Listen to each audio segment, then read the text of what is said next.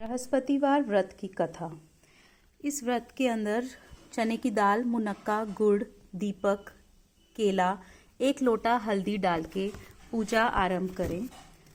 व्रत की कथा। बहुत समय पहले की बात है। भारत में एक राजा राज्य करता था। वह अति प्राप्ति एवं दानी था, लेकिन उसकी पत्नी बिल्कुल अच्छी नहीं थी। वह किसी को अपना धन नहीं देना चाहती थी और ना ही वह किसी को दान देती थी। उस समय की बात है कि राजा शिकार पर गया तो बृहस्पति के रूप में एक साधु रूप धारण करके राजा के पास आए और बोलने लगे कि हे साधु, हे देवी, तुम अति विचित्र हो। संतान और धन को कोई दुख नहीं होता, सभी इसे चाहते हैं। पापी भी इस धन और पुत्र को चाहता है, पर तुम क्यों नहीं चाहती? तुम अगर अधिक धन है तो प्याऊ लगवाओ, धर्मशालाएं बनवाओ, कुआं, तालाब, बावड़ी, बाग, बगीचा आदि लगवाओ, निर्धन और कुंवारी कन्याओं का विवाह कराओ, साथ ही यज्ञ करो। इससे स्वर्ग लोक को प्राप्ति होती है और लोक प्रलोक में प्रसिद्धि होती है। किंतु वह मूर्ख रानी साधु की इन बातों से खुश नहीं हुई और वह कहने लगी कि हे साधु, यदि मुझे धन दूसरों को बांटना है और जिसे रखने और संभालने में मेरा सारा समय नष्ट हो जाएगा, तो ऐसे धन का क्या करना? साधु ने रानी को समझाने की बहुत प्रयत्न किया, परंतु रानी अपनी बात पर अडिग रही और वह साधु से कहने लगी। साधु ने कहा, हे देवी, यदि तुम्हारी ऐसी इच्छा है तो तुम्हें मैं बताता हूँ।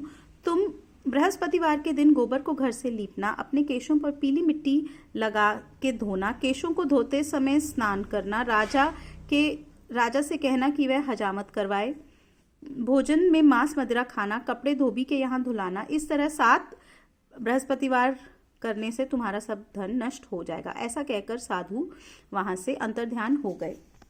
साधु की बातें अनुसार यह जब उन्होंने 3 बृहस्पतिवार को किया तो उनका सब धन नष्ट हो गया और राजा महल छोड़कर चला गया और लकड़हारा बन गया।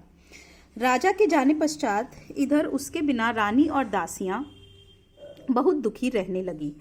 वहां समीप नगर में एक उसकी बहन रहती थी जो बहुत धनवान थी। जब रानी गरीब हो गई तो वह 5 सेर बेजर मांगकर लाने के लिए उसने अपनी दासी को कहा अपने बहन के घर से। जब उसकी दासी वहां पहुंची तो उसकी बहन ने कोई उत्तर नहीं दिया, क्योंकि वह उस समय बृहस्पतिवार की व्रत की कथा सुन रही थी। रानी की बहन से जब दासी ने कोई अपेक्षित उत्तर नहीं मिला तो रानी बहुत दुखी हुई और उसकी दासी लौटकर कहने लगी कि हे रानी, आपकी बहन तो बहुत घमंडी है। तो रानी ने बोला, ऐसे समय पे तो जब बुरे दिन आते हैं तो कोई किसी का सहारा नहीं बनता। पूजा समाप्त होने के पश्चात रानी की बहन ने सोचा कि मेरी बहन मेरे पास आई थी, मैं कथा विष्णु भगवान की प्रसाद ग्रहण करके अपने बहन के घर जाती हूँ। और वह अपने बहन के घर गई और उसने बोला कि हे बहन,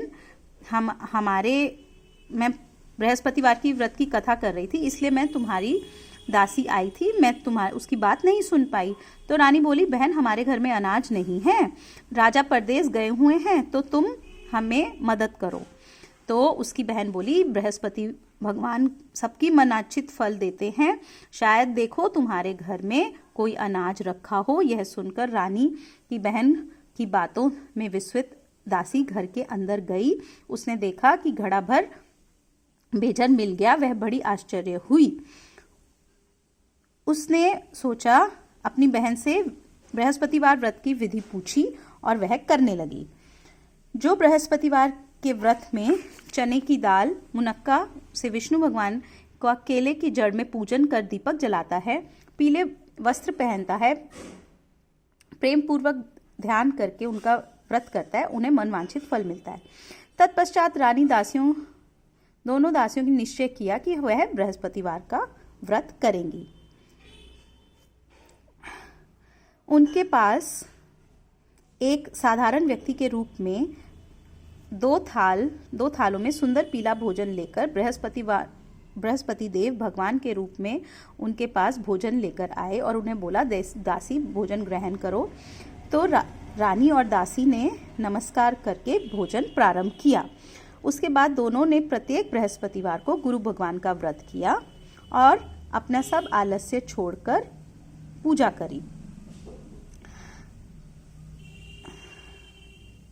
जब रानी आलस्य दोबारा करने लगी तो दासी ने उसे बताया कि आप आलस्य मत करो, अपना धन संभालना और किसी भी तरह से वह नष्ट नहीं होना चाहिए, वरना हमारी वापस वही दुर्दशा हो जाएगी।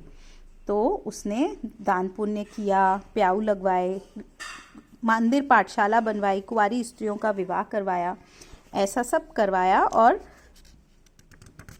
उसको बहुत लाभ हुआ। बृहस्पति देव की ये कहानी है। प्राचीन समय में एक बहुत निर्धन ब्राह्मण था। उसकी कोई संतान नहीं थी। ब्राह्मण नित्य पूजा पाठ करता था।